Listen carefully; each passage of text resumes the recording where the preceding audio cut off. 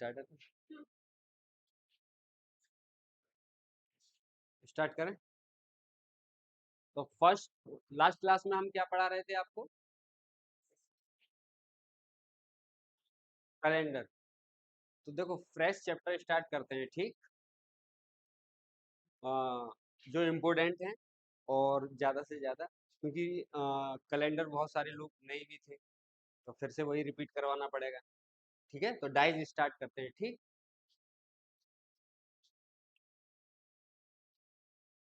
क्या आप डाइस के बारे में जानते हैं? क्या जानते हैं?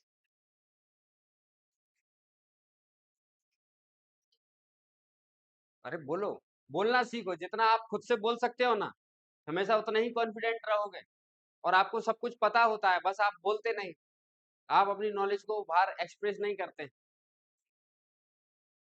बताइए क्या जानते हैं डाइस के बारे में? Six surfaces, six sides. और बताइए। देखो, ये डाइस जो चैप्टर है सबसे इजी है। सुनने की कोशिश करिएगा, नोट डाउन बाद में कर लीजिएगा, ठीक है। डाइस आपने जब लूडो देखा है ना, लूडो, तो लूडो में यूज होता है, ये एक गेम होता है लूडो, उसमें यूज होता है डाइस। तो डाइस में टोटल सरफेसेस होते हैं सिक्स, ठीक है। और टोटल सरफेसेस में हमको जो विजिबल साइड्स हैं वो ओनली थ्री विजिबल्स हैं, क्योंकि ये थ्री डी इमेज तो नहीं बना सकते हैं, टू डी इमेज बनेगा। टू डी फिगर पे टू डी ही इमेज बन सकता है, थ्री डी तो नहीं शो कर सकते हैं, ठीक है कि नहीं। तो ये टू डी डायग्राम है और इसमें सिक्स सरफेसेस टोटल में से हमें विजिबल कितना साइड है? थ्री। और हिडन कितना है? तो आपको अगर सिक्स की सिक्स सरफेस शो हो रहा होता तो फिर तो कुछ क्वेश्चन बनता ही नहीं। फिर तो ये चैप्टर रीजनिंग में भी नहीं होता, सिलेबस में भी नहीं होता। ये चैप्टर सिलेबस में इसलिए है कि यहाँ पर आधी अधूरी चीजें दिखाई दे रही हैं और आधी अधूरी चीजें दिखाई नहीं दे रही। थ्री सरफेसेस आर शो और थ्री सरफेसेस आर हिडन। समझ पा रहे हैं ना। तो जो हमको सरफेस शो होंगी उन्हीं की नॉलेज से हम जो थ्री सरफेसेस हिडन हैं उनके बारे में बताएंगे। हमें इस चैप्टर में क्या सीखना है? जो इनविजिबल साइट्स हैं उनके बारे में बताना। और वो हम कैसे बताएंगे? जो विजिबल साइट्स हैं उनके अकॉर्डिंग बताएंगे ना। तो डाइज टू टाइप्स का होता है। डाइज है two types, first and second. First standard dice and second normal dies.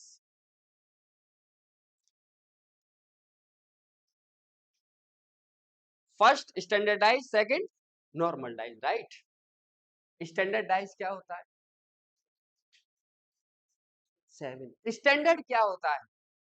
ये तो स्टैंडर्ड डाइज एक डाइज के बारे में कर रहे हैं। Standard dice, standard number, standard unit.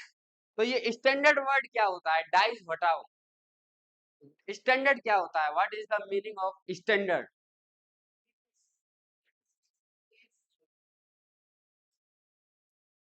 Standard units या स्टैंडर्ड वर्ड वहां यूज किया जाता है जिस चीजों को हम, जिन वैल्यूज को चेंज ना कर सके, जो नॉन चेंजेबल चीजें होती हैं, जैसे 1000 ग्राम इन ए केजी।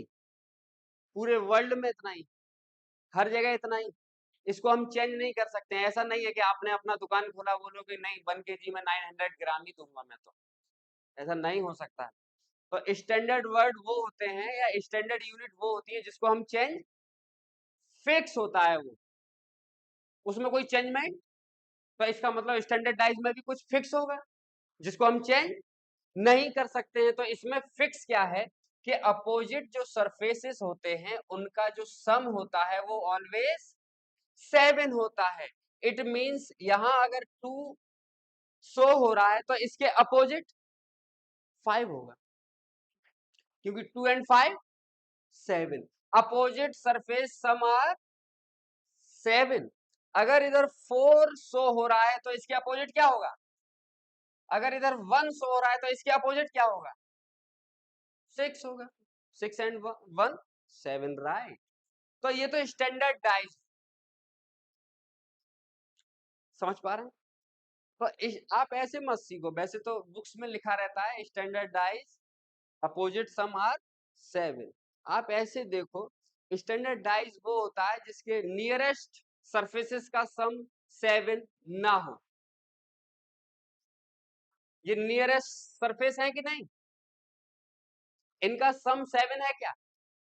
किसी का भी 2 एंड 1 7 नहीं है, क्योंकि अपोजिट सरफेसेस का सम 7 होता है ना, नियरेस्ट सरफेसेस का सम थोड़ी ना 7 होता है। क्योंकि हमें फिर नॉर्मल डाइज भी तो चेक करना होगा, कैसे बताएंगे ये नॉर्मल डाइज?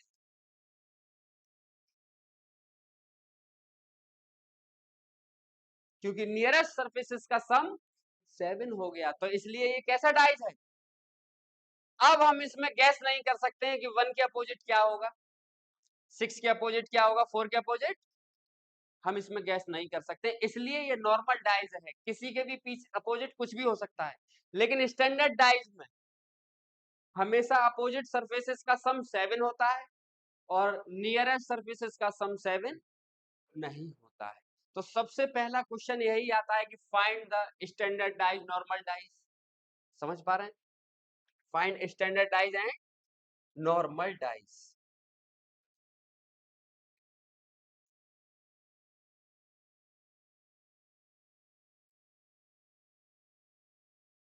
बताइए फास्ट।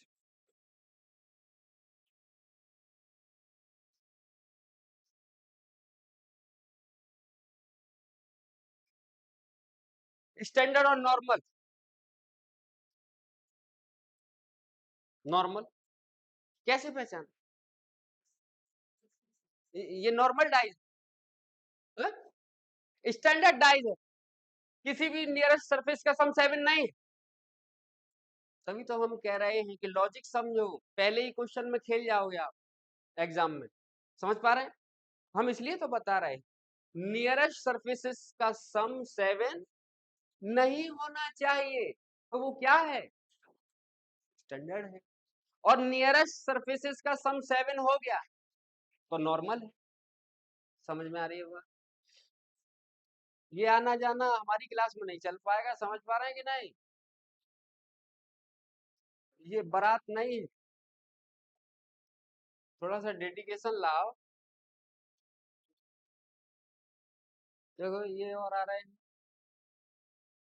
मटकते मटकते, आ जाओ। ठीक है, ये आपका डेडिकेशन रिप्रेजेंट करता है। आप लेट हो रहे हैं, जॉब कैसे कर पाएंगे डिफेंस में? बताइए स्टैंडर्ड नॉर्मल? स्टैंडर्ड क्यों? रीजन पता होना चाहिए। नियरेस्ट सरफेसेस का सम 7 नहीं है तो ये स्टैंडर्ड डाइज हो गया ना। Next normal, why reason? Nearest surfaces का सम 7 हो गया, तो ये क्या है? नॉर्मल। तो नॉर्मल का मीनिंग ये होता है ओनली कि अब हम बता नहीं सकते हैं कि 3 के अपोजिट क्या होगा। रियलिटी में तो ओरिजिनल डाइज में 3 के अपोजिट क्या होता है? 4। लेकिन ये साथ में क्यों दिखाई दे रहा है ना? तो नॉर्मल, ये normal. Next standard, nearest surfaces का sum 7, it means opposite surfaces का सम 7 होगा, और जहां अपोजिट सरफेसेस का सम 7 है वो क्या है?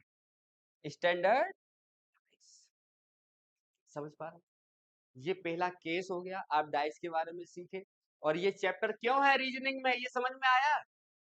क्योंकि हमें पूरे कंप्लीट डाइस में 50% इंफॉर्मेशन मिलेगा, 50% इंफॉर्मेशन, और 50% इंफॉर्मेशन के अकॉर्डिंग ही हमें जो इनकम्प्लीट 50% इंफॉर्मेशन है उसके बारे में पता करना है।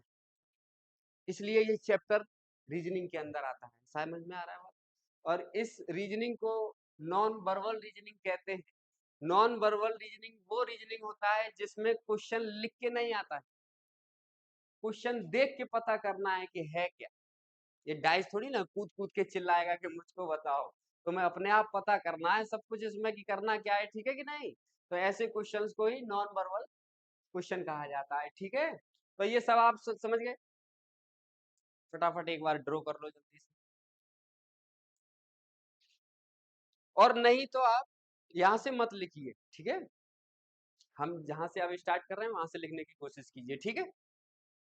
तो ये तो बेसिक है, और ईमानदारी के साथ बताइए, as a human, as a aspirant नहीं, एज ए एस्पिरेंट तो आपको बहुत कुछ पता होना चाहिए। एज ए ह्यूमन ये सब कुछ पता होना चाहिए था कि नहीं, ये सब कुछ जानते हैं आप। अब यहाँ से देखो हम बता रहे हैं, यहाँ से लिखना, इसकी कहीं जरूरत भी नहीं पड़ेगी, दिमाग में रखो। चैप्टर क्या है अपना, इस पूरे डाइज में जो हम पढ़ने वाले हैं, क्योंकि एग्जाम में हमने पहले ही आपको बता रखा है, सबसे इंपॉर्टेंट काम है क्वेश्चन का कैटेगरी, क्वेश्चन का वेराइटी, क्वेश्चन का चैप्टर फाइंड करना कि किस चैप्टर का क्वेश्चन है, किस लॉजिक का चैप्टर है, किस टाइप का क्वेश्चन है। जितनी जल्दी आप क्वेश्चन को फाइंड कर लेंगे उतनी जल्दी आंसर बता सकते हैं। तो सबसे पहले हम इस कुछ चैप्टर में पढ़ेंगे वन सरफेस कॉमन या one number common,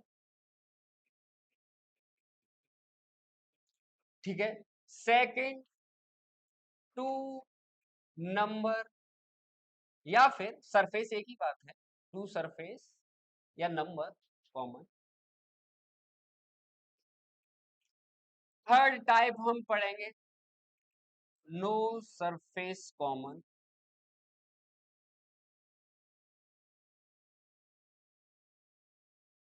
no surface common. Fourth हम सीखेंगे open dice. Fifth miscellaneous question सीखेंगे, ठीक है।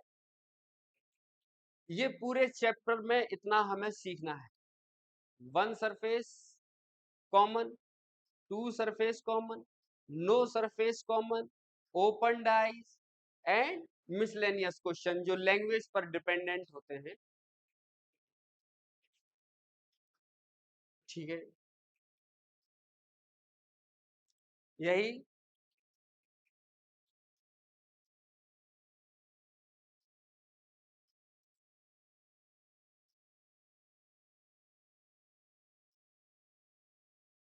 भाई only the number 7, opposite number 7 होता है, ये मेरा रूल नहीं है, ये किसी का भी रूल नहीं है। अब 1 kg में 1000 ग्राम होते हैं, ये किसका रूल है, हमको क्या मालूम। तो अपोजिट सरफेस का सम 7 होता है, 7 होता है, ये कोई लॉजिक नहीं है इसके अंदर, ठीक है। ये स्टैंडर्ड वैल्यू इसीलिए है, हम क्वेश्चन मार्क नहीं लगा सकते हैं सर 7 ही क्यों होता है, 8 क्यों नहीं हो रहा है। तो कभी कभी क्वेश्चन चेंज भी होते हैं, वो सब हम, मैंने बोला ना कि लैंग्वेज बेस्ड क्वेश्चन हम मिसलेनियस में सीखेंगे, ठीक है। तो ये तो स्टैंडर्ड चीजें हैं, इसमें हम कुछ चेंजमेंट नहीं कर सकते हैं, राइट। वन सरफेस कॉमन, तो आप पहले क्वेश्चन को समझिए मैं कहना क्या चाहता हूं।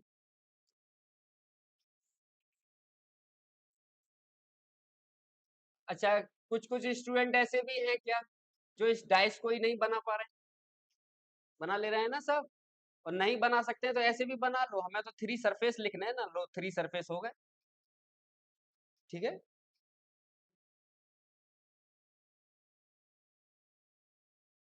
ये क्वेश्चन एग्जाम्पल है वन, और हम टाइप सीख रहे हैं कौन सा, वन नंबर कॉमन या वन सरफेस कॉमन। और यही टाइप्स हैं और यही रूल हैं, ये 3 रूल्स समझ लीजिए या इनको 3 टाइप समझ लीजिए, यही रूल्स हैं और यही टाइप्स हैं, इन्हीं का यूज करके हम किसी भी क्वेश्चन का आंसर दे पाएंगे, ठीक। फर्स्ट यहां लिखा है 2 4 6 1 5 2, क्या ये डिफरेंट डिफरेंट डाइस है,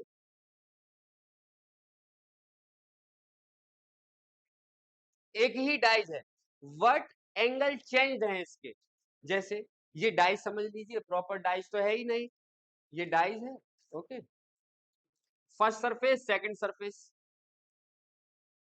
अपोजिट सरफेस, ये अपोजिट कौन है इसके, ये दोनों एक दूसरे के अपोजिट है। तो ध्यान से सुनना, मैं जो एक लॉजिक बताने वाला हूं, ये इसके अपोजिट है, राइट। जब ये शो हो रहा है तो ये शो और जब ये शो हो रहा है तो ये शो, इसका मतलब opposite surface can never be seen together. Opposite surface can never be seen. एक और हिंट, क्या ऐसा हो सकता है कि ये इसके अपोजिट है, ये इसके अपोजिट है, ये दोनों ही एक साथ हिडन हो जाएं? मैं किसी भी तरीके से अगर किसी भी एंगल से इस डाइस को आपको दिखाऊं तो इन दोनों में से मिनिमम एक सरफेस आपको शो होना चाहिए। देख लो, या तो ये दिखेगा या तो ये दिखेगा, कम से कम एक दिखेगा। तो opposite surface can never be seen together and opposite surface can never be hidden together. Opposite surface दोनों में से एक साथ भी नहीं दिख सकता है और दोनों एक साथ गायब भी नहीं हो सकते। उन दोनों में से किसी एक सरफेस का दिखना जरूरी है। क्या समझे? दोनों एक साथ गायब भी नहीं हो सकते हैं और दोनों एक साथ दिख भी नहीं सकते, उनमें से एक का दिखना जरूरी है। अरे खोलो इधर।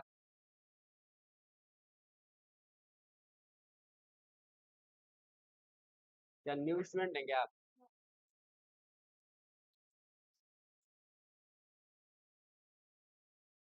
क्या ये इफेक्ट होता है, समझ पा रहे हैं कि नहीं? एक रिदम छूट जाएगा, लॉस होता है क्लास में। समझ पा रहे हैं कि नहीं? तो हम यही बोल रहे हैं। अरे अमित शाह को जानते हैं कि नहीं?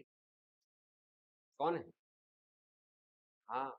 और नरेंद्र मोदी जी को? दोनों में से एक इंसान का दिखना जरूरी है। दोनों गायब भी नहीं हो सकते हैं और दोनों एक साथ भी नहीं आ सकते हैं। समझ पा रहे हैं कि नहीं? ये चाहे कॉमेडी मान लो, चाहे कुछ भी मान लो, किसी हमने क्या बोला है, किसी चीज को याद करना हो तो कहीं ना कहीं से लिंक कर दो। समझ पा रहे हैं? दोनों एक साथ गायब भी नहीं होंगे और दोनों एक साथ दिखने भी नहीं चाहिए। तो ये सरफेस वन है, यानी कि पोजीशन वन है और ये पोजीशन सेकंड है। ये डाइज एक ही है लेकिन एंगल चेंज है। एक बार मैंने ऐसे दिखा दिया, एक बार ऐसे दिखा दिया। डाइज एक ही है, समझ पा रहे हैं? लेकिन इनके एंगल चेंज है। लेकिन इन दोनों में सरफेस कितने कॉमन है? How many surface are common in both the positions?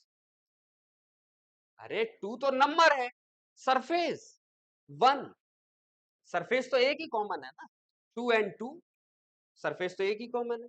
तो आप सब लोग जानते होंगे ये जो कॉमन सरफेसेस हैं, टू एंड टू, यहां से हम क्लॉकवाइज चलेंगे, ऐसा सबने सुना होगा।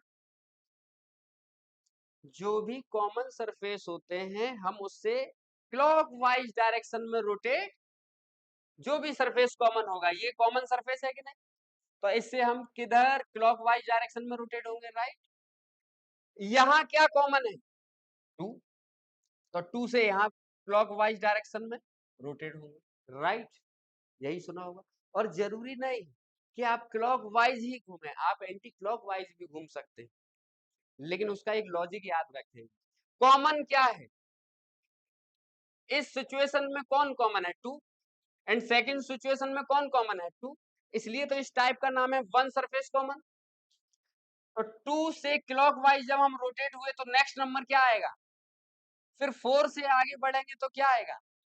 और यहां कॉमन से जब नेक्स्ट नेक्स्ट, तो यही सीखा होगा आपने कि ये आंसर आ गए सिक्स के opposite, opposite to five, opposite to four, opposite to one, opposite to two, hidden number. Opposite surface के कॉमन सरफेस के अपोजिट हमेशा क्या आता है? Hidden terms, hidden surface, hidden number या हिडन सरफेस सही है, हिडन सरफेस। तो हिडन क्या है? How many surfaces are common? One. Then hidden surfaces also one. अगर कॉमन सरफेस वन है तो हिडन भी वन ही सरफेस होगा। तो कॉमन हिडन क्या है? थ्री। तो अपोजिट आ गया थ्री। ये सारे क्वेश्चन के आंसर आप बता सकते हैं।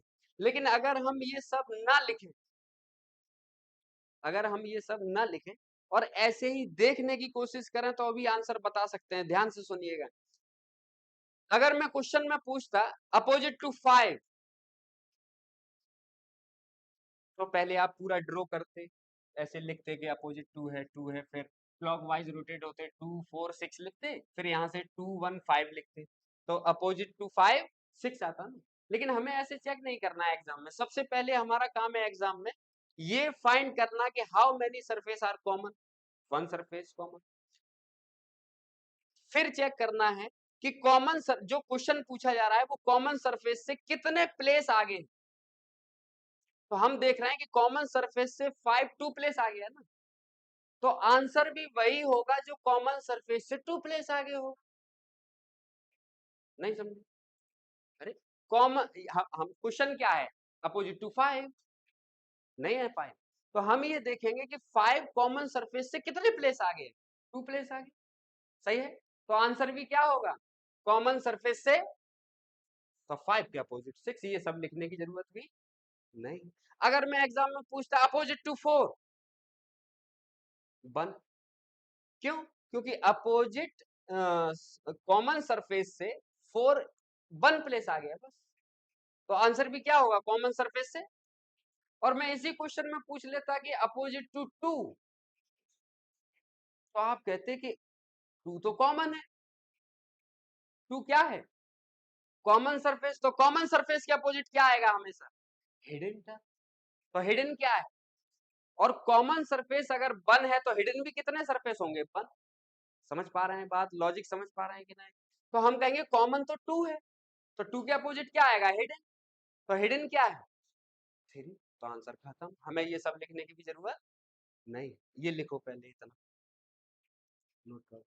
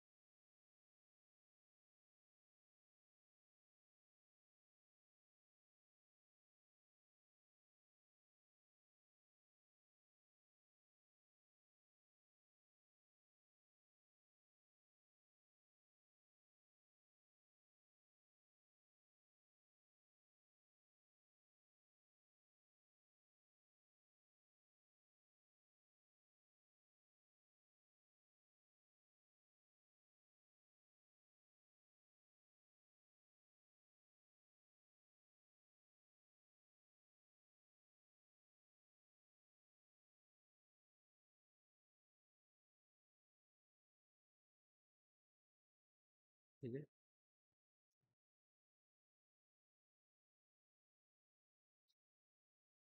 और मेरा एक ही आपसे रिक्वेस्ट है कि कोई भी चीज बिना कॉन्सेप्ट के लिखना नहीं है, आपके दिमाग में प्रूफ होना चाहिए कि हो क्यों रहा है। समझ पा रहे हैं कि नहीं? ऐसे नहीं है कि मैंने बोल दिया आपने लिख लिया, प्रूफ होना चाहिए, ठीक है। तो अगर जैसे एक अभी स्टूडेंट का क्वेश्चन था कि अपोजिट सरफेस का सम 7 क्यों होता है, तो भैया ये तो स्टैंडर्ड है, इसको तो प्रधानमंत्री भी नहीं चेंज कर सकते हैं, मैं तो कुछ भी हूँ ही नहीं। समझ पा रहे हैं? अगर 1 kg में 1000 ग्राम होता है तो होता है, उसको कोई चेंज नहीं कर सकता है। समझ पा रहे हैं?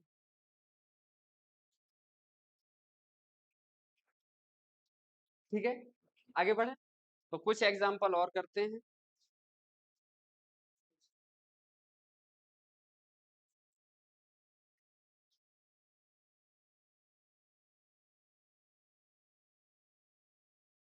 और ऐसे ही सिर्फ देखकर आपको आंसर बताने हैं, ठीक है। क्या आप जानते हैं कि आपको इन अल्फाबेट नंबर की जगह अल्फाबेट भी शो हो सकता है,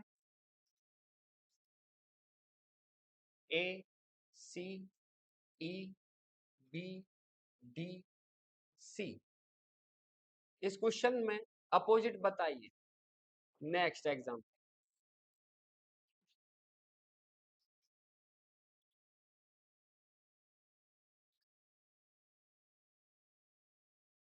के L P N O P, opposite बताइए। नेक्स्ट एग्जाम्पल,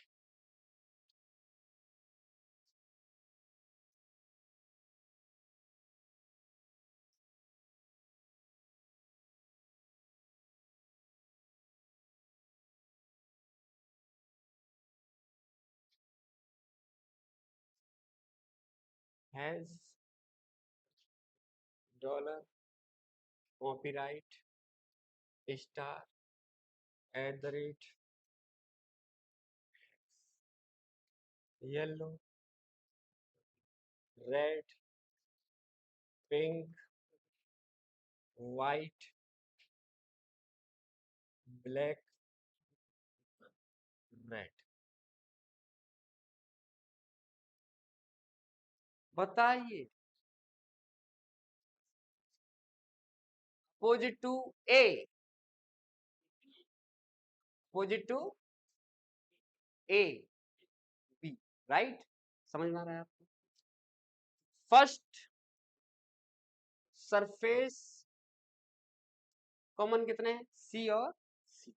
तो हमारा क्वेश्चन अगर कोई पूछता है कि ए के अपोजिट बताइए तो कॉमन सरफेस से कितने प्लेस आगे? एक प्लेस आगे। तो कॉमन सरफेस से एक प्लेस आगे क्या है? बी। खत्म। मैं पूछता हूं opposite to C, F, hidden term, क्योंकि कॉमन क्या है? सी, तो हिडन टर्म आएगा। तो एफ हिडन है, A B C D E F, 6 alphabet आएंगे ना, तो एफ हिडन हो गया। अपोजिट टू डी, सही है। यहां बताइए अपोजिट टू के, एन ओ। कॉमन कितने हैं?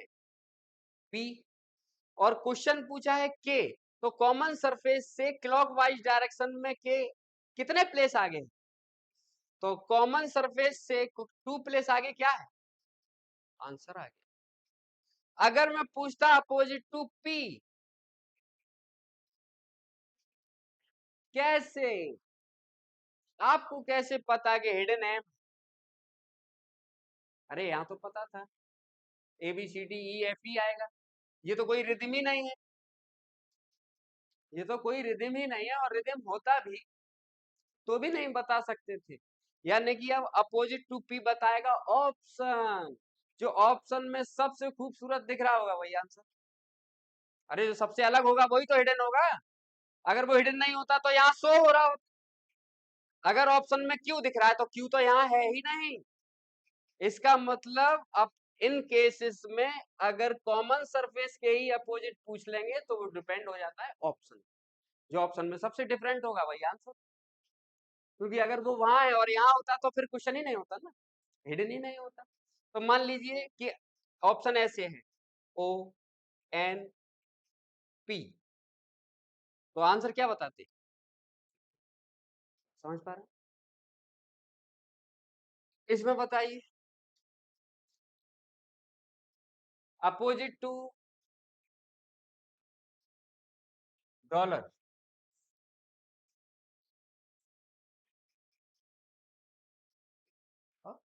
अरे कॉमन सरफेस कितने हैं? 1। तो 1 कॉमन सरफेस से डॉलर कितने प्लेस आगे है? तो कॉमन सरफेस से 2 प्लेस आगे यहाँ क्या है? Eight the rate. सही है कि नहीं? कॉपीराइट के अपोजिट क्या आएगा? कॉमन सरफेस से कॉपीराइट एक प्लेस आगे है, तो यहाँ कॉमन सरफेस से एक प्लेस आगे क्या है? स्टार। आंसर। लेकिन अगर मैं आपसे पूछ लेता कि स्टार इस हैज के अपोजिट बताइए, तो डिपेंड हो गया, जो ऑप्शन में सबसे डिफरेंट डिफरेंट दिखाई दे रहा होगा वही आंसर। समझ पा रहे हैं? तो कुछ भी ऑप्शन लिख लेते हैं, जैसे यहाँ लिखा है eight the rate, copyright, has, और एक अलग से ऑप्शन है, कुछ भी मान लो, क्या मान लें, प्लस का sign.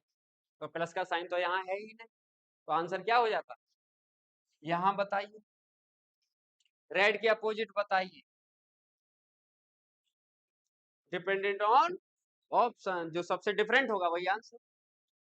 Opposite to yellow, white. सही है। अब आपको ऐसा भी फील नहीं करना है कि सर हमेशा सर ने बताया था क्लॉकवाइज घूमना, नहीं नहीं, आप एंटी क्लॉकवाइज भी घूम सकते हैं, लेकिन बोथ साइड रोटेशन सेम होना चाहिए। अगर इस डाइज में आप क्लॉकवाइज रोटेट हो रहे हैं तो उसमें भी, इसमें एंटी क्लॉकवाइज रोटेट होके देख लो, सेम आंसर आना है। Red and red common, red से एंटी क्लॉकवाइज येलो कितने प्लेस आगे है, एक, तो यहाँ पर भी एंटी क्लॉकवाइज ही घूमना है फिर, आंसर सेम ही आना। लेकिन बोथ सिचुएशंस में डायरेक्शन क्या होना चाहिए, तो जरूरी नहीं है कि किसी ने बोला कि एंटी क्लॉकवाइज ही घूमना है, क्लॉकवाइज ही घूमना है, कुछ भी घूमो लेकिन सेम घूमना है, ठीक है। तो क्या आप ये फर्स्ट टाइप के क्वेश्चन कर पाएंगे, तो ये रूल वन है, ये रूल वन है और यही टाइप वन, ठीक है, लिख रहे हैं, हाँ लिखो। और इनका तो हम पीडीएफ भी सेंड कर देंगे, ये पीपीटी, समझ पा रहे हैं ना, बस सीखने की कोशिश करो, अभी क्वेश्चन तो आएंगे, अभी क्वेश्चन तो आने दो, ये तो बहुत इजी। देखो अब second type, second two surface common था कि नहीं, सेकंड टाइप क्या था, टू सरफेस कॉमन, तो एग्जांपल वन,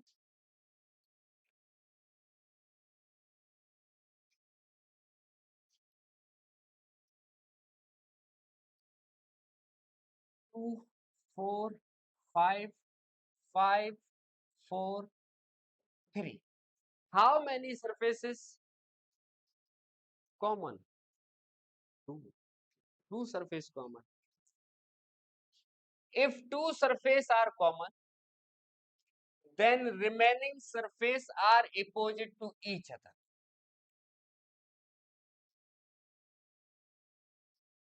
समझ में आ रही है बात, if two surface are common then remaining surfaces are opposite to each other,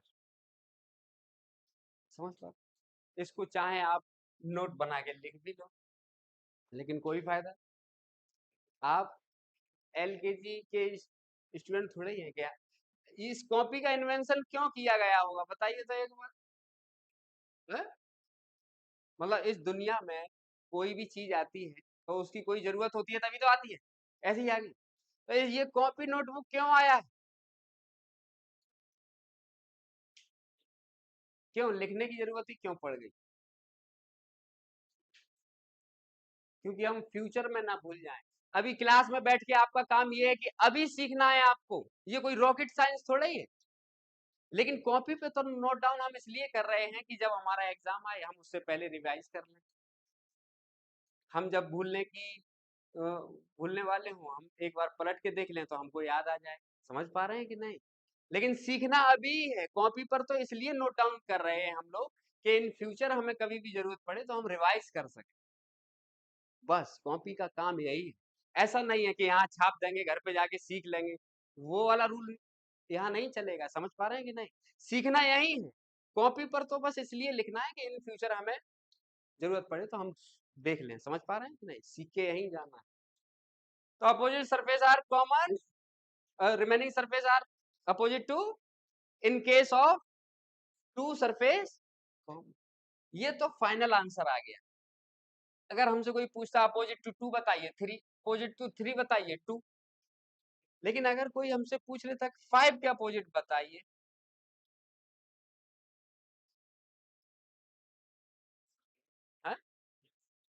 hidden surface, तो हिडन तो टू होंगे, क्योंकि टू सरफेस कॉमन है तो हिडन भी कितने होंगे, टू होंगे, तो फिर तो दो आंसर आएंगे और वो दोनों ही सही होंगे, हम किसी से लड़ाई नहीं लड़ सकते हैं कि ये ठीक है वो ठीक है, दोनों ठीक है, ठीक है कि नहीं, मतलब 100% आंसर नहीं बता सकते हैं, 100% एक्यूरेट आंसर यही बताएंगे, opposite to two, opposite to three, इसके पीछे तो हम लड़ाई भी लड़ जाएंगे कि नहीं नहीं इसके अलावा कुछ भी नहीं हो सकता है, लेकिन इसमें फाइव खुद कॉमन सरफेस है कि नहीं, तो इसके भी दो आंसर आएंगे, हिडन कितने होंगे, और टू ही क्यों होंगे, क्योंकि कॉमन टू सरफेस है तो हिडन भी कितने होंगे, टू ही होंगे, तो हिडन कितने हैं, 1 और 6, दोनों ही आंसर ठीक है, अपोजिट टू फोर कोई पूछ ले तो यही आंसर आएंगे, 1 एंड, क्योंकि फोर भी तो कॉमन ही है, चलिए मैं अगर आपसे पूछता अपोजिट टू 5 बताइए, ऑप्शन ये है 5 3 1 6 नन।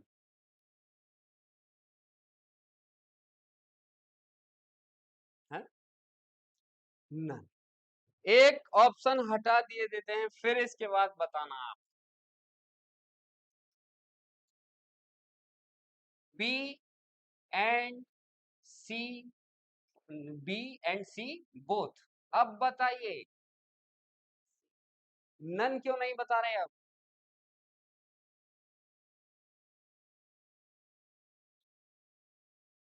एक ऑप्शन हटा दिया, अब 4 ऑप्शन में से बताइए। 6। तो डिपेंडेंट ऑप्शन पे है ये पूरा का पूरा खेल, ठीक है? तो समझ पाए इस केस को? एक एग्जांपल और लिख लीजिए। ये रूल्स हैं, यही रूल्स अभी यूज करके आप देख के आंसर बताना स्टार्ट कर देंगे सबके। A C D B D A opposite to A.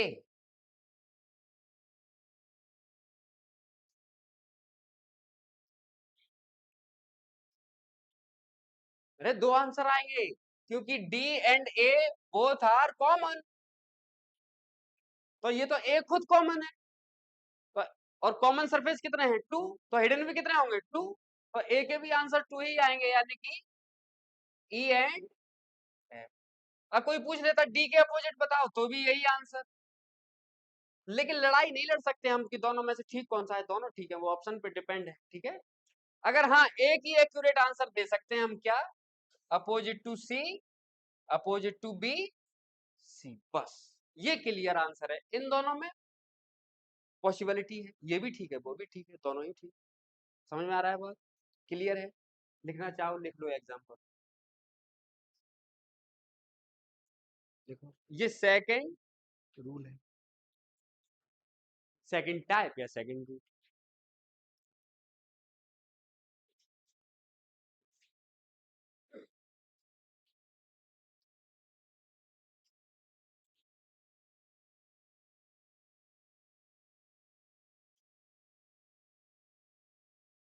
First rule, one surface common then one surface hidden, two surface common then two surface hidden, और common surface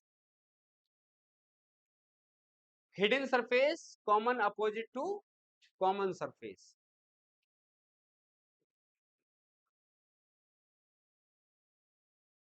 and in case of two surface common then remaining surface opposite to each other.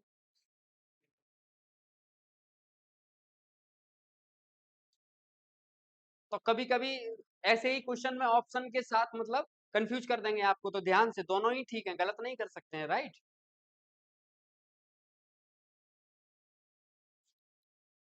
इस question के मैं एक option बता रहा हूं आपके, अगर मैं पूछता हूं find the opposite surface of 5, तो ये है 5 1 6 नन।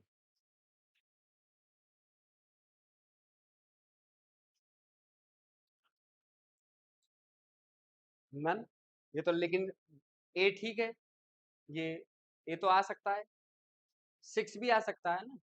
लेकिन हमारे पास कोई ऐसा एग्जाम में दो ऑप्शन थोड़ी ना टिक करेंगे कि दोनों सही है, एक ही तो टिक कर सकते हैं ना। तो हम फाइनली आंसर नहीं बता सकते हैं, तो मजबूरी में हम क्या करेंगे ना, डिसाइड नहीं कर सकते ना कि राइट कौन सा है, ठीक है कि नहीं? एक लास्ट रूल और है बस। कौन सा? थर्ड रूल क्या था? No surface common,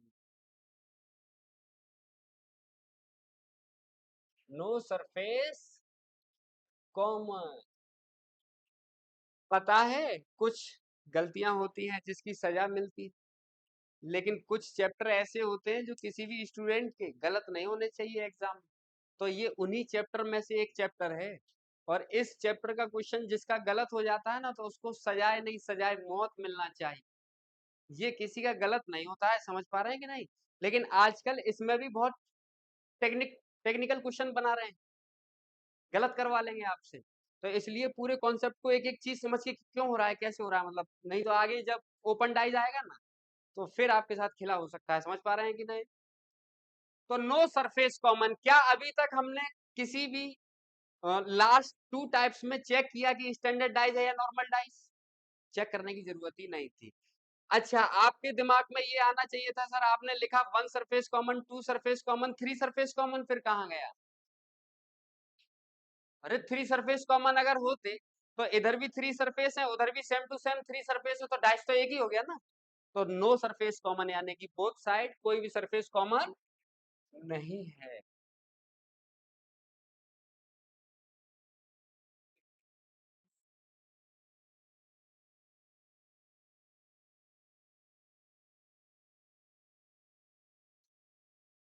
A B E C D F, how many surfaces are common? One, two, five, six, three, four.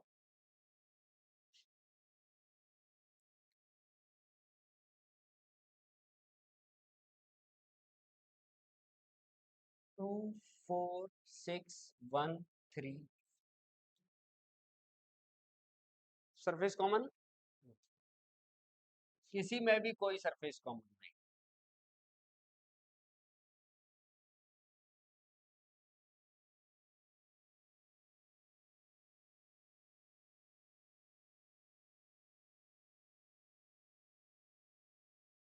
Standard और नॉर्मल, स्टैंडर्ड कैसे? अरे स्टैंडर्ड डाइस कैसे पहचानते हैं?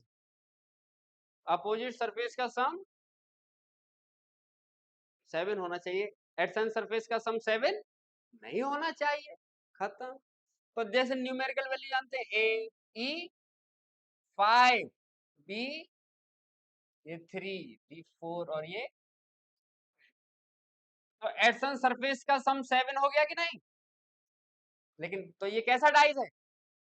नॉर्मल, नॉर्मल डाइस है। तो नॉर्मल डाइज में हम अब कुछ बता नहीं सकते। यही पूरे चैप्टर में हमसे या तो कोई स्पेशल पूछे कि स्टैंडर्ड डाइज है या नॉर्मल, तब हम बताएंगे, या फिर हमें कहीं भी चेक करने की जरूरत नहीं है, बस थर्ड केस में चेक करने की जरूरत है। अगर कोई भी सरफेस कॉमन नहीं है तब हम चेक करेंगे कि स्टैंडर्ड है या फिर। तो बताइए ये स्टैंडर्ड है क्या? नॉर्मल है ना? नॉर्मल है। तो नॉर्मल डाइज में टू के अपोजिट क्या आएगा हमको क्या मालूम? रूल के अकॉर्डिंग तो टू के अपोजिट 5 होता है, लेकिन 5 तो यही है, तो अपोजिट क्या होगा हमको क्या मालूम? तो in this case opposite to top opposite, opposite to front front, opposite to side side. क्योंकि यहां हम कुछ गैस ही नहीं कर सकते हैं, ये तो नॉर्मल डाइज है। समझ में आ रही है बात? और कुछ हमें करना ही नहीं। बताइए ये डाइस कैसा है? स्टैंडर्ड। तो स्टैंडर्ड डाइस का तो रूल कोई भी चेंज नहीं कर सकता है। तो अपोजिट टू 4 कोई पूछता तो हम क्या बताते? अपोजिट टू 2 पूछता तो opposite to 6, opposite to 1, opposite to 5, opposite to 3। Answer बताइए, अपोजिट टू 10, 11, 11, क्योंकि हम नहीं बता सकते स्टैंडर्ड डाइज है या फिर नॉर्मल डाइज, राइट? क्योंकि ये तो स्टैंडर्ड नॉर्मल डाइज पता ही नहीं चला पाएंगे। तो टॉप के अपोजिट, साइड के अपोजिट और फ्रंट के अपोजिट।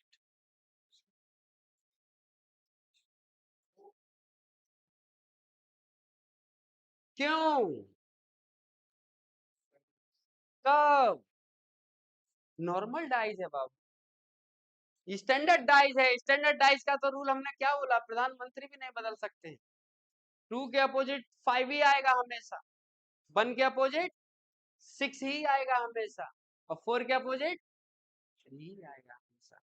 तो पूरे चैप्टर में हमसे या तो स्पेशली पूछे कि find the normal standard dice, तब हम चेक करेंगे, और फिर कहाँ चेक करेंगे, टाइप थर्ड, इस वाले केस में जहां कोई भी सरफेस कॉमन अगर स्टैंडर्ड डाइज है फिर तो भाई थ्री के अपोजिट फोर ही आएगा, और नॉर्मल डाइज है हम नहीं पता कर सकते कि स्टैंडर्ड डाइज है, तो स्टैंडर्ड डाइज नहीं है तो फिर कैसा डाइज होगा, नॉर्मल।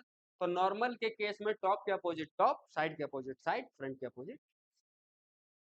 इसको लिख लो बस। अब ये तीन के तीन रूल्स खत्म हो गए। अब सिर्फ आपको आंसर बताना है, क्या डाइज आप फाइंड कर सकते हैं, स्टैंडर्ड डाइज, नॉर्मल डाइज? ठीक, नहीं आने से पूछिएगा। लिखा, बनाया, एक दो लिख लो एग्जांपल, ये दो लिख लो बस, याद रहेगा कभी, समझ आ रहा है। ये एग्जांपल इसलिए लिख लो कि याद रहेंगे बस, नहीं तो इन्हीं में आपसे गलती हो जाए, और ये एग्जाम में गलत नहीं होने चाहिए किसी के भी, समझ पा रहे हैं कि नहीं?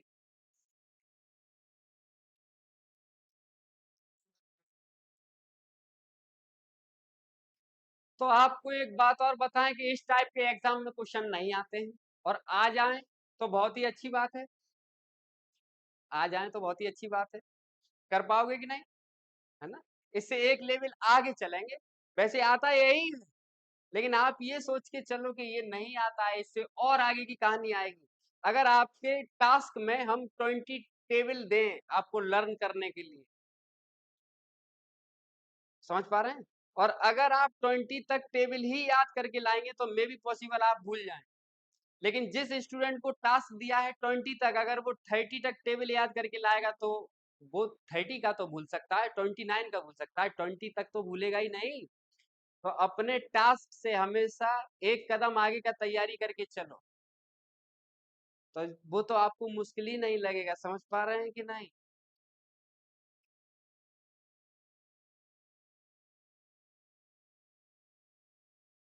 ठीक है, तो मैं अभी जो एक पीडीएफ था उसको ओपन करते हैं।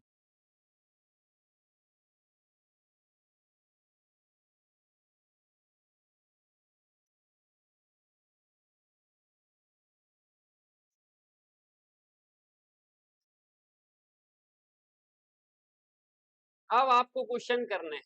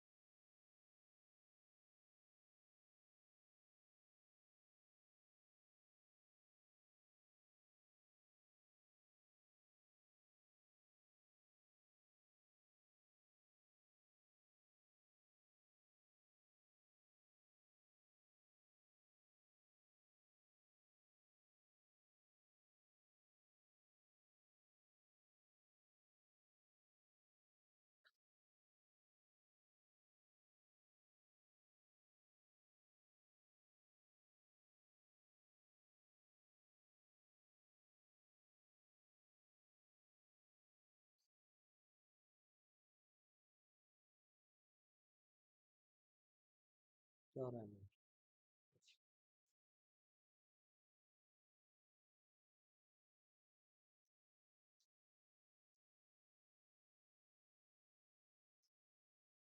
ये ओपन क्यों नहीं हो रहा है?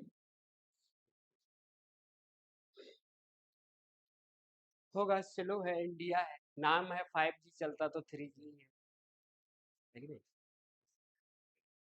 क्या जी? बस अब स्टार्ट हो जाइए, आंसर बताइए, और विदाउट पेन और कॉपी बताइए।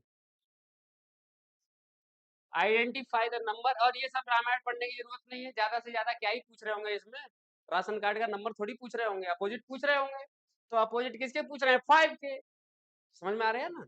तो 5, आप सबसे पहले काम क्या है, ये देखना कि how many surfaces are common in the question. तो हम कहेंगे इसमें 6 एंड 6 कॉमन, यानी कि वन सरफेस कॉमन है बस। तो पूछ रहे हैं 5, तो कॉमन सरफेस से 5 कितने प्लेस आगे, ये 5 कहाँ है, ये है 1 2 3 4 5। तो कॉमन सरफेस बताओ, क्लॉकवाइज चले, तो कॉमन सरफेस से 2 प्लेस आगे है, तो कॉमन सरफेस से यहाँ 2 प्लेस आगे क्या है, आंसर खत्म। यहां बताइए the top what number will be at the bottom, will 3 3 3 is the top, तो 3 टॉप में है तो बॉटम अपोजिट। तो 3 सबसे पहले काम क्या है, ये चेक करना कि कॉमन सरफेस कितने हैं, 6 एंड 6, तो 3 कितने प्लेस आगे, 2, तो 6 कितने प्लेस आगे, 2 5, आंसर खत्म। इसमें बताइए, अब यहाँ मेरी बात सुनो, यहाँ छोटा सा, ठीक, हमने अभी 3 रूल्स सीखे कि नहीं, उन 3 रूल्स में से सबसे पहले हम अप्लाई करेंगे सेकंड वाला रूल। पूछो क्यों, क्योंकि वहां अगर मैं 3 से पूछता हूं, जैसे इस क्वेश्चन में देखो, फाइंड अपोजिट द नंबर 2, तो ध्यान से सुनना एक बात, ये 2 है कि नहीं, और हम जानते हैं कि अगर 2 सरफेस कॉमन हो जाए तो remaining surface are opposite to each other, तो ये 2 को खाली छोड़ दो, और ये देखो कॉमन यहाँ 4 और 1 है, और 4 और 1 कहीं और भी है क्या, हाँ जी, 4 और 1 कहीं और भी है क्या, बिल्कुल है, बोलो हाँ या ना। तो 4 एंड 1 कॉमन हो गया, 4 एंड 1 कॉमन हो गया, तो remaining surface are opposite to each. अगर हम ऐसा नहीं ढूंढ पाते तो हम फर्स्ट रूल यूज कर लेते, कोई भी दो ऐसे डाइस को उठा लेते, ऐसी सिचुएशन को उठा लेते जिसमें वन सरफेस कॉमन होता, लेकिन हमें तो आंसर देना है और जल्दी देना है, तो first apply second rule after that first, ठीक, हटा दो। नेक्स्ट बताइए, अपोजिट टू डी, तो सबसे पहले काम ये है कि डी यहाँ है, तो ये देखो सबसे फर्स्ट सी और ई कहीं है, बिल्कुल है, आंसर खत्म हो गया, तो डी के अपोजिट खत्म, समझ पा रहे हैं बात, और ऐसा नहीं कर पाते तो फिर फर्स्ट रूल पे आ जाते, समझ पा रहे हैं कि नहीं। अगला अपोजिट टू वन, और पूरा रामायण पढ़ने की जरूरत नहीं है, क्या ही पूछ रहे होंगे अपोजिट, तो व्हेन टॉप इज वन, तो अपोजिट पूछ रहे हैं बॉटम में, तो देखो वन कहाँ है यहाँ, तो 4 और 6 कॉमन ले लूं, 4 और 6 कहीं दिख रहा है नहीं, आगे बढ़ो, वन यहाँ है, तो 4 और 5 कॉमन ले लूं, 4 और 5 कहीं दिख रहा है नहीं, तो वन यहाँ है, 3 एंड 6 ले लें, 3 एंड 6 कहीं दिख रहे हैं नहीं, तो अब तो फंस गए, अगर ऐसा होता तो अब तक आंसर खत्म हो चुका होता। तो अब हम देखेंगे ऐसा जिसमें वन सरफेस कॉमन हो, सही है, तो वन सरफेस कॉमन होगा तो इसमें और इसमें कितने सरफेस कॉमन है,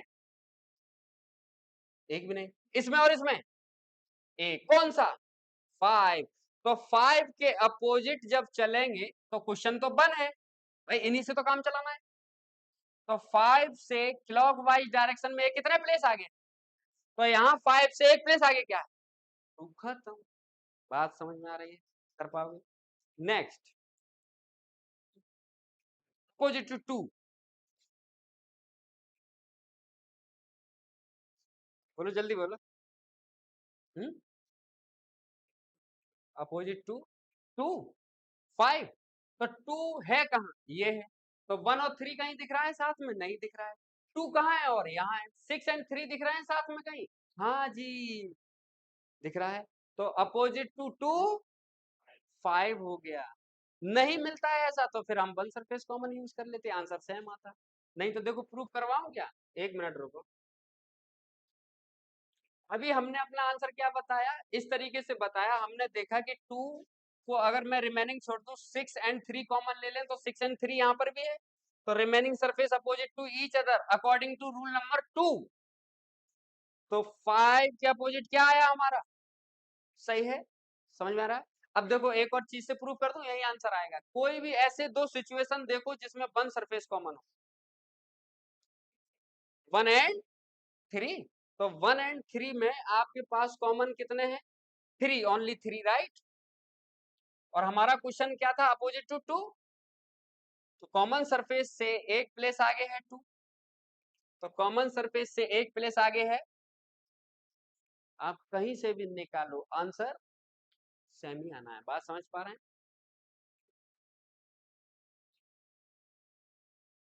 तो हमें तो आंसर जल्दी देना है, तो first be applied rule number second after that. इसमें बताइए।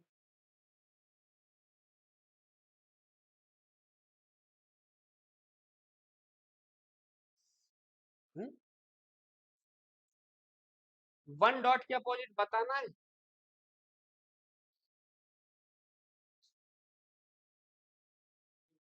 टू। और बोलते क्यों नहीं हो आप?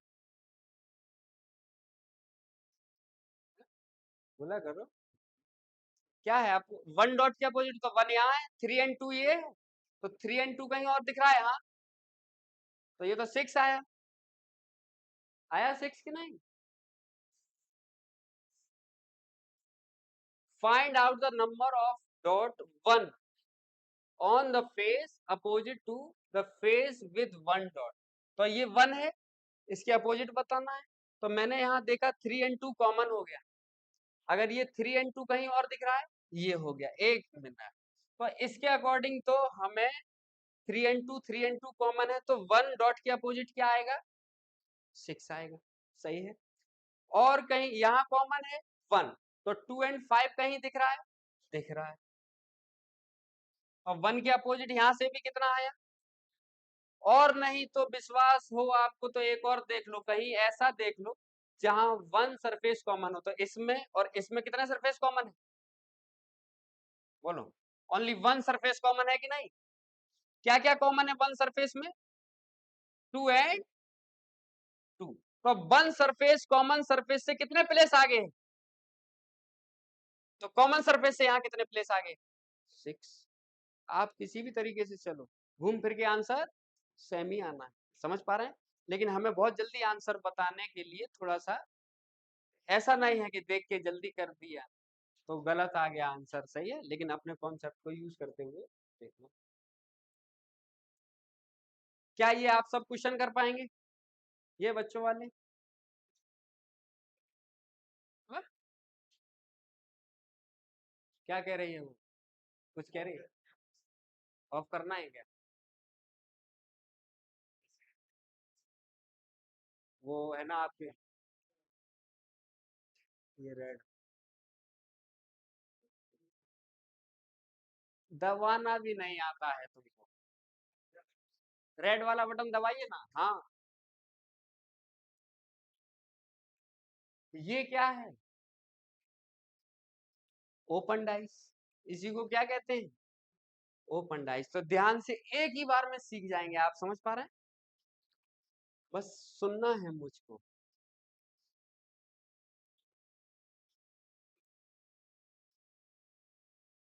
देखो ओपन डाइस, टोटल सरफेस कितना होते हैं डाइस में? तो ओपन डाइस का मतलब है कि पहले हमें सिक्स सरफेसेस में से थ्री सरफेस शो होते थे और थ्री सरफेस हिडन होते थे। ओपन डाइस में सिक्स के सिक्स सरफेस आपके सामने है।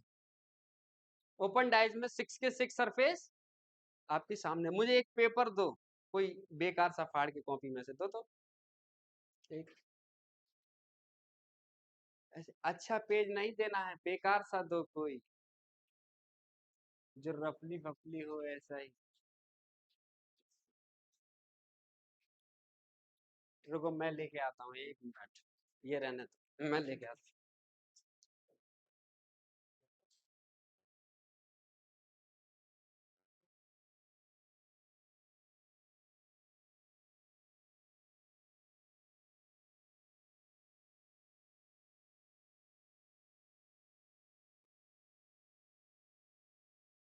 देखो ये एक डाइस समझ लीजिए है, तो इसको मैं इसके अकॉर्डिंग कट करने की कोशिश कर रहा हूँ, ठीक है? इसको मैं इसके अकॉर्डिंग कट करने की कोशिश,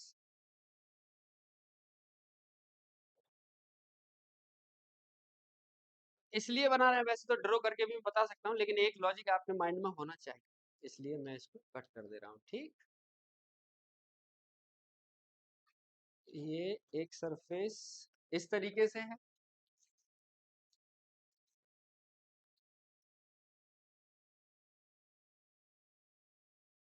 और एक लास्ट में इस तरीके से, एकदम प्रॉपर तो नहीं बन पाएगा, थोड़ा सा रफली बस। एक सरफेस और बीच में कितने हैं, इसके साइड में एक ऐसे, इसके साइड में एक ऐसे, 3 और ये ऐसे। तो ये फोल्ड करना है हमको, तो फोल्ड होके ये एक प्रॉपर डाइस बन जाएगा, क्लोज डाइस बन जाएगा, राइट। तो फोल्ड होके कुछ ये इस टाइप का शेप ले लेगा, मतलब क्लोज फॉर्म में डाइस बन गया कि नहीं। तो अब मैं कुछ नंबर लिख दूं यहाँ, तो नंबर क्या देखना है, ऐसे देखो, इस तरीके से देखा। अब आप ये देखना, ये जो फोकस लिखा है ना, और ये जो बैठा है लड़का, दिख रहा है, ये एक दूसरे से अल्टरनेट पोजीशन पर है। अल्टरनेट पोजीशन का मतलब है कि इस पूरे स्क्वायर का, इस पूरे सरफेस का कोई भी लाइन इस वाले से टच नहीं है ना, इसलिए अल्टरनेट हो गया। अल्टरनेट मतलब कोई भी लाइन या कोई भी पॉइंट टच। तो ये जो अल्टरनेट सरफेस है ना, ये घूमेगा तो इसके अपोजिट पहुंच जाएगा। देखो फोकस के अपोजिट कौन पहुंच गया, पहुंच गया कि नहीं।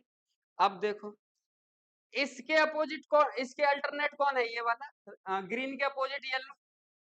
अल्टरनेट है कि नहीं, एक सरफेस छोड़ के अल्टरनेट हो गया, इन दोनों के बीच में एक अल्टरनेट सरफेस हो गया ना, ये बीच में एक है।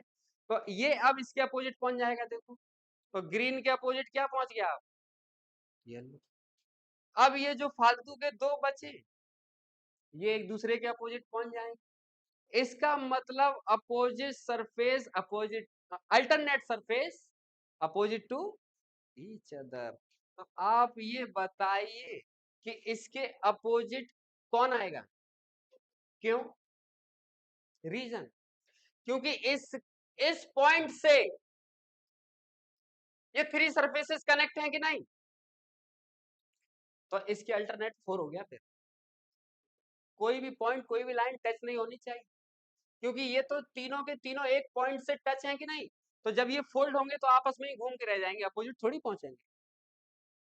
समझ पा रहे हैं कि नहीं।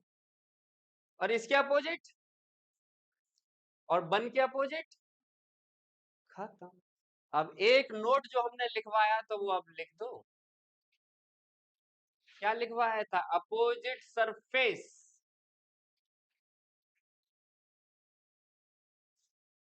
Can never be seen together. समझ में आ रही है बात, एंड हिडन आल्सो।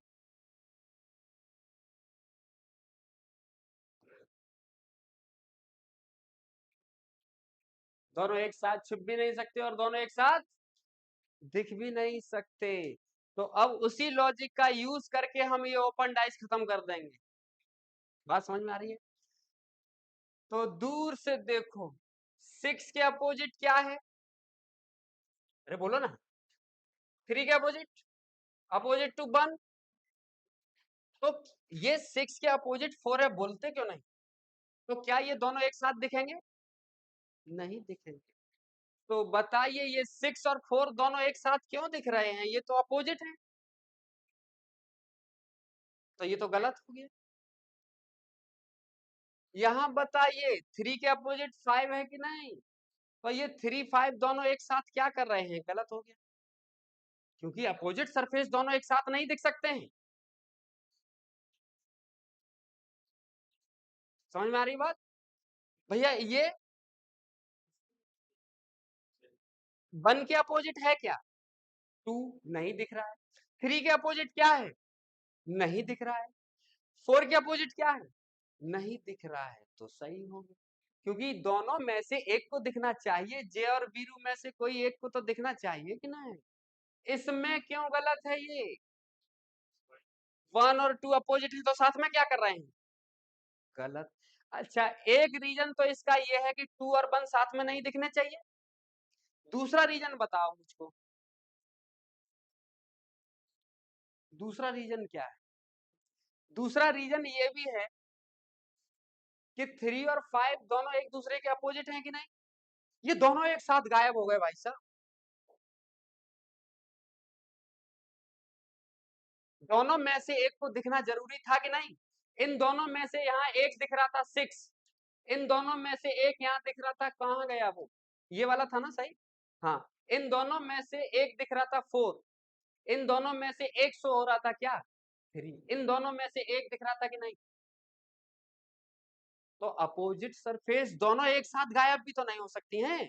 तो ये 3 और 4 तो इसमें से गायब ही हो गए।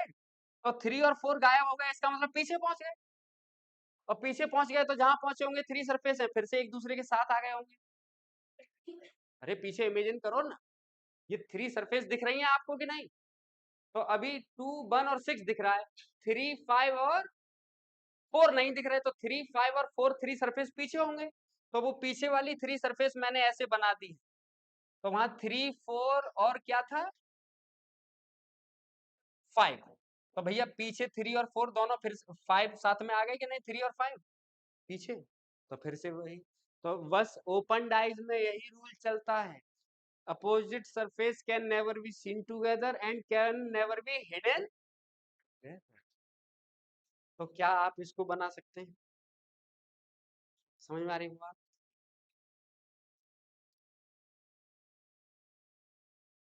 ये हम आपको सेंड भी कर देंगे, ठीक है? बस इससे प्रैक्टिस करना है आपको, कहीं से भी प्रैक्टिस करो, ठीक है? जब नोट्स बनवाने वाले चैप्टर्स आएंगे तो नोट्स भी बनवाएंगे, जैसे सिलोजिज्म, जानते हैं ना सिलॉक्स? तो बहुत लेंथी चैप्टर है, उसमें बहुत रूल्स होते हैं, वहां लिख पाएंगे, इसमें क्या है, ये तो एलकेजी का भी चैप्टर नहीं।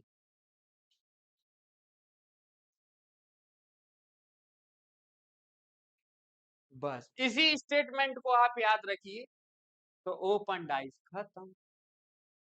Opposite surface can never be hidden together, opposite surface can never seen together.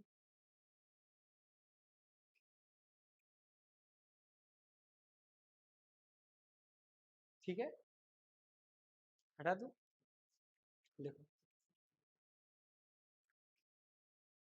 और पूछिए, ऐसा क्यों होता है कि आप कुछ पूछते नहीं? या तो आप अच्छे थिंकर नहीं है, आप सोचते नहीं है चीजों को, है कि नहीं? कुछ लोग तो सो के चले आए हैं, मुंह भी धो के नहीं आए हैं ना। क्यों? सही बोल रहा हूँ ना मैं? झूठ बोल रहा हूँ क्या? है? अरे तुमसे नहीं बोल रहा हूँ, पूछ रहा हूँ मैं, तुम तो नहा के आए हो, है ना?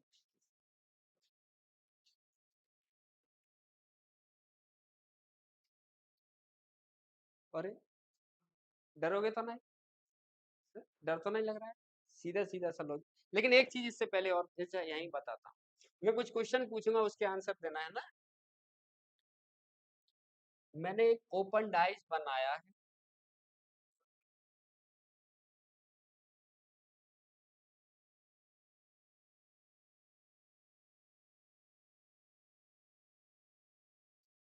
ए B C D E F, opposite to B बताइए, opposite to B, D very good, opposite to सी,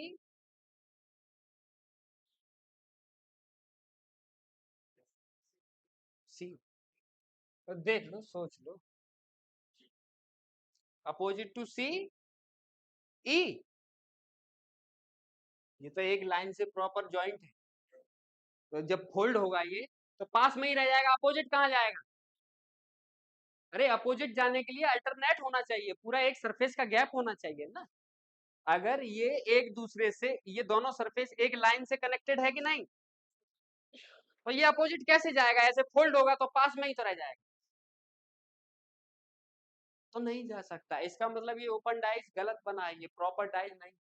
और कैसे पहचानेंगे मालूम? कि एक सिंगल पॉइंट से कभी भी फोर सरफेस टच नहीं होना चाहिए, एक सिंगल पॉइंट से कभी भी फोर सरफेस टच नहीं होना चाहिए। उसके पीछे का रीजन ये है कि ऐसे मान लो फोर सरफेस है ना, ये ऐसे छोटे से फोर सरफेस समझ लो, अब ये बीच में पॉइंट हो गया कि नहीं, तो इनको फोल्ड करेंगे तो फोल्ड करते टाइम एक हिडन हो जाएगा इसमें, ये सरफेस फोर थे, बीच में पॉइंट है तो इसको जब फोल्ड करेंगे तो एक एक को हिडन होना पड़ेगा। तो 4 में से अब कितने दिख रहे हैं? तो गलत है कि नहीं? तो इसका मतलब ये प्रॉपर डाइज नहीं। तो कभी कभी आपको इम्प्रॉपर डाइज भी दे सकते हैं। तो इसका मतलब ये होता है कभी भी 1 पॉइंट से 4 सरफेस कनेक्ट नहीं होने चाहिए, 3 हो सकते हैं, 2 हो सकते हैं, मैक्सिमम 3 हो सकते हैं बस। 4 होंगे तो कॉन्सेप्ट गलत हो जाएगा, क्योंकि ये फिर फोल्ड करते टाइम ये 4 सरफेस में से 3 ही बचे। एक नानी के घर चला गया देखो बीच में, तो ये गलत हो गया है कि नहीं? तो ऐसा नहीं हो सकता है। सिंगल पॉइंट से 3 सरफेस मैक्सिमम टच हो सकता है बस, 4 नहीं हो सकते। तो ये गलत। अब इस क्वेश्चन पे आइए।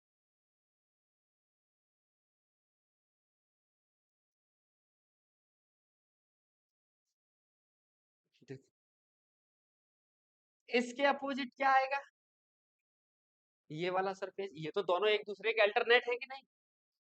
तो मैं यहां लिख रहा हूं इस ब्लैंक के अपोजिट ये वाला सरफेस आएगा ना, इस वाले के। ठीक। अच्छा, इस ब्लैंक के अपोजिट क्या आएगा? ब्लैंक आएगा। और इस जो बीच में जो ब्लैंक है, ये बीच में जो ब्लैंक है, ये फिफ्थ सरफेस है, फिफ्थ सरफेस। इस फिफ्थ सरफेस के अपोजिट तो सिक्स सरफेस आएंगे, सिक्स सिक्स सरफेस आएगा। तो सिक्स सरफेस जो है, ये छोटे छोटे जो 4 स्क्वायर है ना, ये छोटे छोटे 4 स्क्वायर मिलकर एक पूरा सरफेस बना देंगे। ठीक है कि नहीं? कैसे बनाएंगे? ये फोल्ड हो जाएंगे, तो फोल्ड होने के बाद ये आएगा इस तरीके का, फिर ये आएगा इस टाइप का, और फिर इसके बाद ये आएगा, और फिर उसके बाद ये आएगा। ठीक है कि नहीं? तो अब यहां से हम आंसर देने की कोशिश करें। कैसे बता सकते पहला ठीक है या गलत? Opposite surface can never be same. इसका मतलब ये है कि इसके अपोजिट अगर ब्लैंक है तो ब्लैंक तो उधर चला गया। ठीक, चलो मान लिया। और इसके अपोजिट ये वाला ब्लैंक था, ये वाला ब्लैंक आ गया। ठीक, और इसके अपोजिट ये वाला ब्लैंक है तो ये वाला ब्लैंक आ गया। करेक्ट है, कुछ भी कॉमन नहीं आ रहा है। दूसरे वाले को चेक कर लो।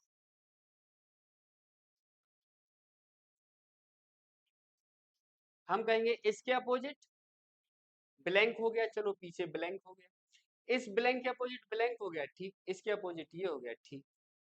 यहां पर से चेक करो, ये सब रोटेशन वही आ जाएगा, ये वाला डायरेक्शन। इसके अपोजिट ब्लैंक हो गया, इस वाले के अपोजिट इधर ब्लैंक हो गया, इस ब्लैंक के अपोजिट ब्लैंक हो गया। ठीक, यहाँ पर से देख लो, इस वाले में से दोनों में से एक ब्लैंक दिख रहा है, इनमें से दोनों में से एक ब्लैंक दिख रहा है, इन दोनों में से एक ब्लैंक दिख रहा है।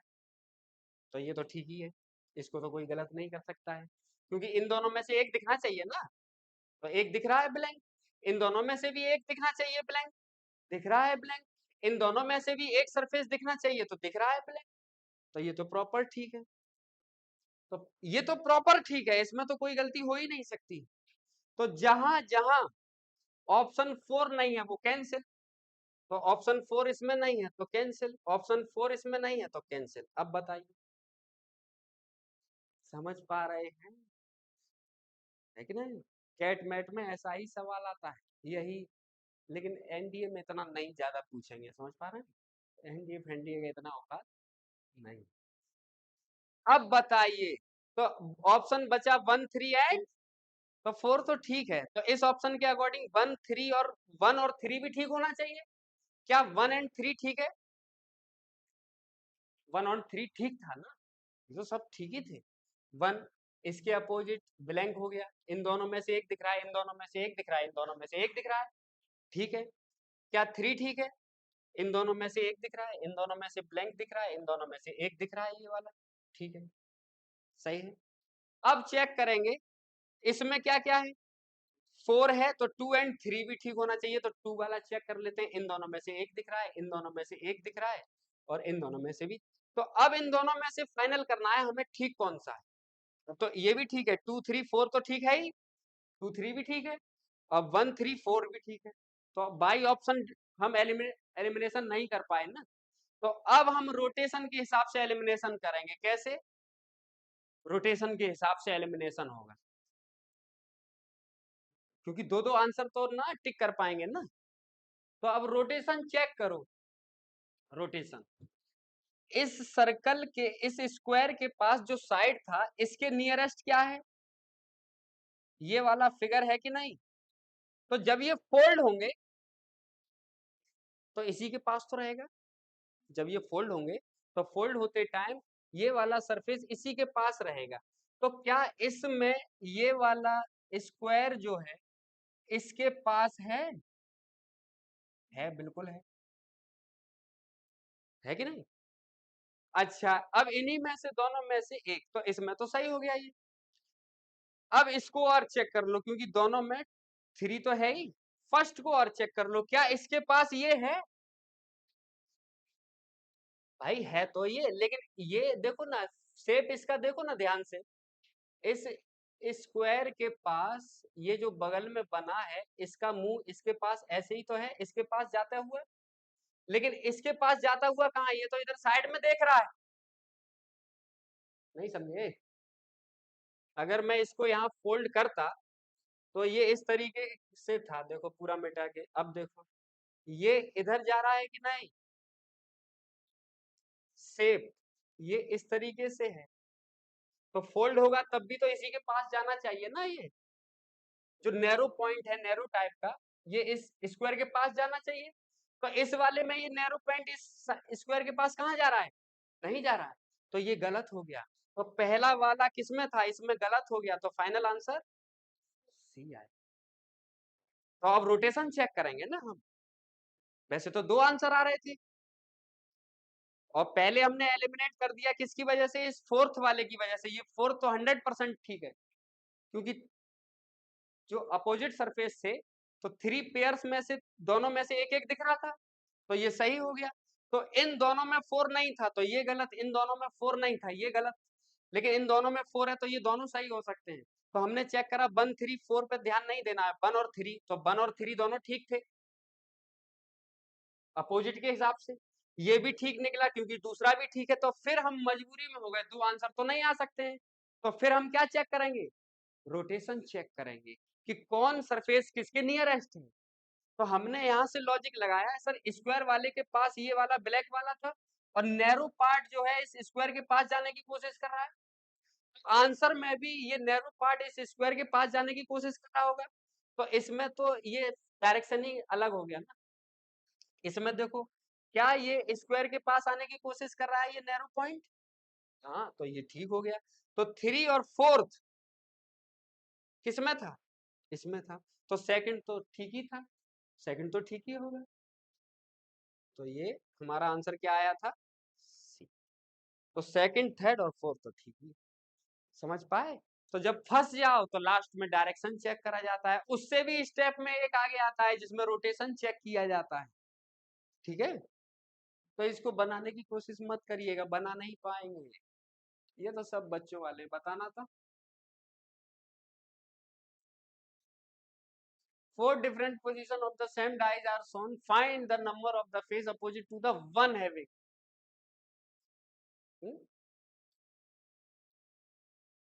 अरे 1 6 और 3 कहीं दिख रहे हैं? दिख तो रहे हैं। 1 के अपोजिट 5 हो गया, क्या इतना दिमाग लगा रहे हैं? अरे 1 के अपोजिट पूछ रहे हैं ना, हैविंग 3 पूछ रहे थे ना। अच्छा 3, तो 1 और 6 तो कहीं है ही नहीं। नहीं है, तो फिर ऐसे दो देख लो जिसमें 1 सरफेस कॉमन हो। 1 फर्स्ट और सेकंड में, फर्स्ट और थर्ड में 1 हो गया, नहीं तो फर्स्ट और फोर्थ में 1 सही है। तो 3 और 3 कॉमन है। हाँ, तो 3 और 3 कॉमन है, तो 3 के कॉमन सरफेस के अपोजिट क्या आता है? हिडन। तो हिडन क्या है इन दोनों में? 2 आंसर हो गया। समझ पा रहे हैं ना? ये सब करना अपने आप ही, हम सेंड कर देंगे, करवा देंगे। ये सब बताओ ना, कर पाओगे कि नहीं? है? पक्की बात बताओ। देखो ये शायद मैंने बताया है, इसके अपोजिट बताओ तो। From the given blocks when 10 eight the bottom which number will be at the top. तो इसमें हम कोई भी सरफेस कॉमन है क्या? नो सरफेस कॉमन है, तो चेक करेंगे स्टैंडर्ड है या, तो स्टैंडर्ड और नॉर्मल तो फाइंड ही नहीं कर सकते हैं, क्योंकि स्टैंडर्ड डाइज में तो 6 तक नंबर होते हैं बस। तो ये तो 10 कहां से आ गया? तो हम बोलेंगे टॉप के अपोजिट, बॉटम के अपोजिट, साइड के अपोजिट साइड। तो इसमें क्या पूछ रहा है? 10, तो 10 कहाँ है? बॉटम और टॉप पर। तो टॉप में यहाँ क्या है? तो 12 आंसर आ गया। सही है। अगर स्टैंडर्ड होता तो फिर तो रूल्स एंड रेगुलेशन के हिसाब से बताते, 3 के अपोजिट 4, 4 के अपोजिट 3, 1 के अपोजिट 6, 6 के अपोजिट। इसका बताइए आंसर।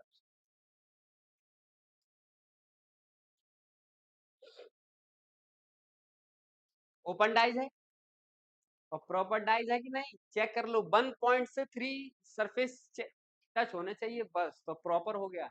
और 4 होते तो इम्प्रॉपर हो जाता, फिर ये रॉन्ग डाइज है। तो ये प्रॉपर डाइज है कि नहीं? तो आपको पता चल गया कि सर इस स्टार के अपोजिट क्या है, और इस डॉलर के अपोजिट, और इसके अपोजिट किसका साइन है? ये ग्रेटर देन का ना। तो अब हम जानते हैं कि सर स्टार के अपोजिट हैज है, परसेंटेज के अपोजिट ग्रेटर, और इस डॉलर के अपोजिट, तो ये साथ में नहीं दिखने चाहिए बस। देख लो, ये परसेंटेज और ये दोनों एक दूसरे के अपोजिट हैं कि नहीं? तो ये साथ में क्या कर रहे हैं फिर? गलत हो गया। ये दोनों एक दूसरे के अपोजिट हैं कि नहीं? ये साथ में क्यों है? गलत हो गया। क्यों? स्टार और ये अपोजिट हैं, तो ये दोनों एक साथ में क्या कर रहे हैं भाई? तो फिर बचा क्या? समझ में आ रही है बात? अपोजिट सरफेस साथ में नहीं दिख सकती।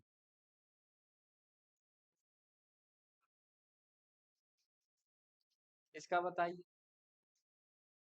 क्या ये प्रॉपर है? ये चेक कर लो पहले। प्रॉपर है तो, क्योंकि किसी भी एक सिंगल पॉइंट मतलब मिडिल पॉइंट से क्या 4 सरफेसेस टच है? नहीं। फिर ये तो सही है। तो हम इसमें बता सकते हैं एक्यूरेसी के साथ। कैसे? Opposite to X, opposite to, क्या क्यू के अपोजिट पी नहीं आ सकता भाई? ये एक पॉइंट से टच है, तो पी के अपोजिट क्या आएगा भाई? लिख दूं? समझ पा रहे हैं ना? टच नहीं होना चाहिए बस, किसी भी पॉइंट से या फिर किसी भी लाइन से। तो हमें ये तो एक्यूरेट मालूम है कि एक्स के अपोजिट जेड आएगा। बोलो हाँ या ना? ये तो फाइनल है। अब क्यू के अपोजिट पी नहीं हो सकता, क्योंकि ये एक पॉइंट से टच हो रहे हैं ना। तो ये क्यू के अपोजिट फिर क्या हो जाएगा? क्योंकि इन दोनों का कोई भी पॉइंट और कोई भी लाइन इससे टच नहीं है, और पी और बाई का कोई भी लाइन और कोई भी पॉइंट टच नहीं है। लास्ट वाला पक्की बात लगा दूं? ये सही हो गया। गलत क्यों है? वो एक्स एंड जेड दोनों साथ में क्या कर रहे हैं, और ये क्यू और आर दोनों साथ में क्या कर रहे हैं, और ये जेड बाई एंड पी दोनों एक साथ में क्या कर रहे हैं? इन दोनों में से एक दिख रहा है, हाँ जी। इन दोनों में से एक दिख रहा है, हाँ जी। इन दोनों में से एक दिख रहा है, हाँ जी। तो सही है। ठीक है। तो ये हम पीडीएफ आपके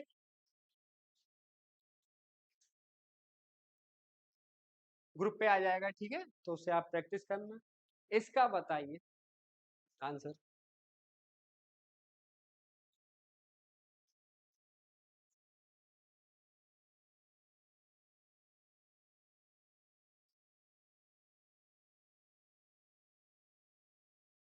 डर तो नहीं रहे? बस वही रूल्स हैं, उन्हीं रूल्स के अकॉर्डिंग आप आंसर बता सकते हैं।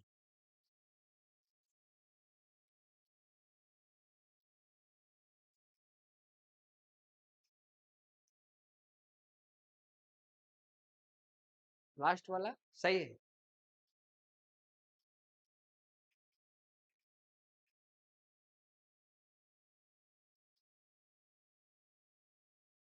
दो भी सही हो सकते हैं इसमें,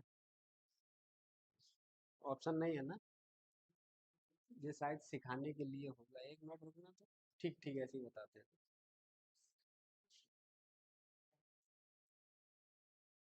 पहले तो ये बताइए इस ब्लैंक के अपोजिट क्या है,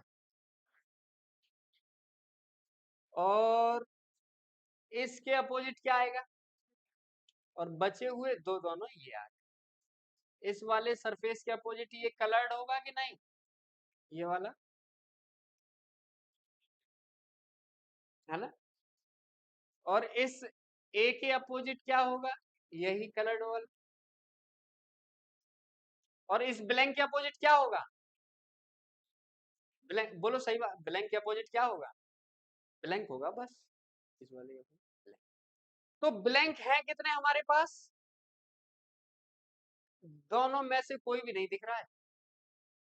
अरे ब्लैंक कितने हैं, तो दोनों में से एक दिखना चाहिए था ना, जे और बीरू में से एक दिखेगा, दोनों ब्लैंक कहाँ चले गए, गायब नहीं हो सकते हैं, गलत। और भैया दोनों ब्लैंक इसमें भी गायब है, सही है कि नहीं, रीजन समझो, गलत क्यों है सही क्यों है। तो गलत इसलिए है कि दोनों ब्लैंक गायब है इसमें से, और इसमें से भी दोनों ब्लैंक गायब है। अब इसको बताएंगे, ठीक है। तो इस ए के अपोजिट ये कलर्ड वाला था ना, ब्लैक वाला, तो इन दोनों में से भी कोई भी नहीं दिख रहा है। अरे इन दोनों में से एक दिखना चाहिए था, या तो ए या तो ये कलर्ड ब्लैक वाला, ना तो ब्लैक है ना तो ए है। तो फाइनली क्या बचा, लास्ट वाला, ठीक है कि नहीं। तो वही रूल्स हैं बस, अपोजिट सरफेस साथ में भी नहीं दिखने चाहिए और गायब भी नहीं होने चाहिए। तो हमने वही देखा कि सर ये दोनों ब्लैंक एक दूसरे के अपोजिट हैं, तो दोनों ब्लैंक ही गायब हो गए कि नहीं, और इसमें भी दोनों ब्लैंक गायब हैं। फिर मैंने और देखा कि सर ये ए के अपोजिट कलर्ड वाला था, ब्लैक वाला, ये तो ना तो ए दिख रहा है ना ब्लैक दिख रहा है, तो भी गलत। तो चौथा तो सही होगा ही होगा, समझ में आ रही है बात। तो बताइए कुछ सीखा कि नहीं सीखा, ऐसे ही देख के बताओ इसका जल्दी, क्या पूछ क्या रहे हैं? इसमें प्रॉपर पूछ रहे होंगे प्रॉपर डाइस कौन सा होगा, ये ओपन डाइस है ना, इसको क्लोज करेंगे तो कौन सा प्रॉपर डाइस बनेगा, बस वही।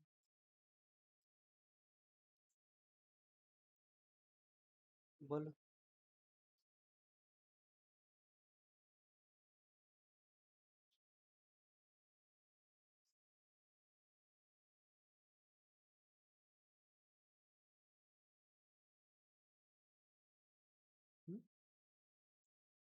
हेड वाला, देखो ऐसे चेक कर लिया करो। अरे बी के अपोजिट क्या आएगा, तो बी और डब्ल्यू कहीं साथ में दिख रहे हैं, उसको पहले ही उड़ा दो, गलत होगी। अच्छा, ये आर और जी तो अपोजिट नहीं हो सकते हैं क्योंकि एक लाइन से टच है, तो आर के अपोजिट क्या हो गया, समझ में आ रही है बात। तो क्या आर और बाई एक साथ में दिख रहे हैं, एक चीज और, हाँ ये तो अभी कितने बच्चे हैं, दो, तो ये इसके अपोजिट नहीं हो सकते, ये इसके, तो ये आएगा आर ओ, है ना, आर के अपोजिट, तो आर और ओ कहीं दिख रहे हैं साथ में, नहीं। और जी के अपोजिट क्या हो गया, तो जी और बाई तो ये दिख रहे हैं, ये गलत हो गया। और ये क्यों गलत है, जी और बाई की वजह से, तो फिर तो ये ठीक ही होगा, सी वाला। तो कॉन्सेप्ट समझे ना कि चेक बहुत जल्दी कर सकते हैं हम, लेकिन बस उन्हीं चीजों को याद रखना है कि अपोजिट सरफेस साथ में भी नहीं होने चाहिए और गायब भी नहीं होने चाहिए। तो हम ये पीडीएफ आपके पास सेंड करेंगे और आपको सारे क्वेश्चन करके देखने सारे, अब हो ही गए ये तो चैप्टर बस, है कि नहीं, मिसलेनियस में इससे ज्यादा कुछ भी नहीं आता है इसमें। इसका बताओ,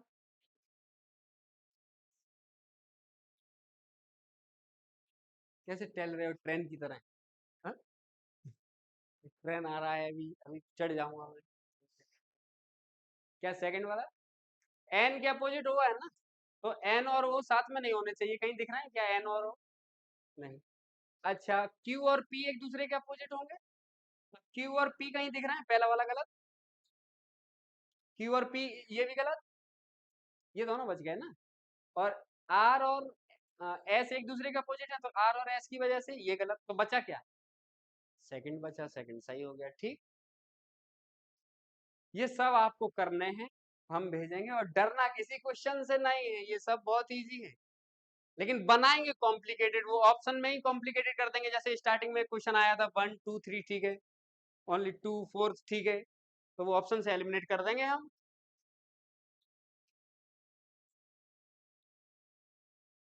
इसमें काफी सारे क्वेश्चन हैं, आराम से बना के आप चेक करना, ठीक है कि नहीं। ये हम आपके ग्रुप पे, और ये तो आप कर ही दोगे आप।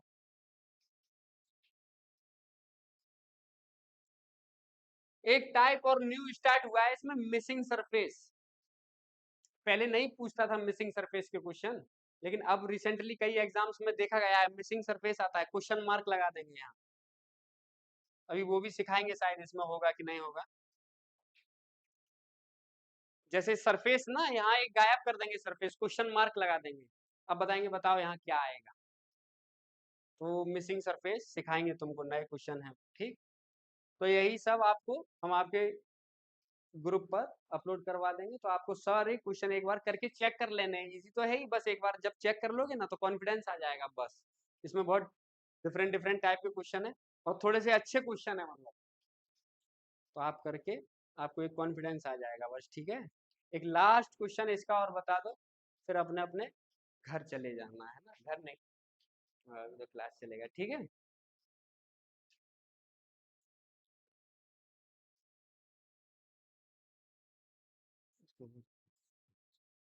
मेरा मोबाइल का नाम बता, बता दो। कैंसिल आया क्या ऑप्शन? हाँ ऑप्शन डी, क्योंकि वो कलर्ड और ये स्क्वायर है ना, ऐसे चेक। और इसके अपोजिट वो था तो दिख रहा है, और डॉट के अपोजिट ब्लैक, सही तो है वो, फोर्थ वाला तो सही है।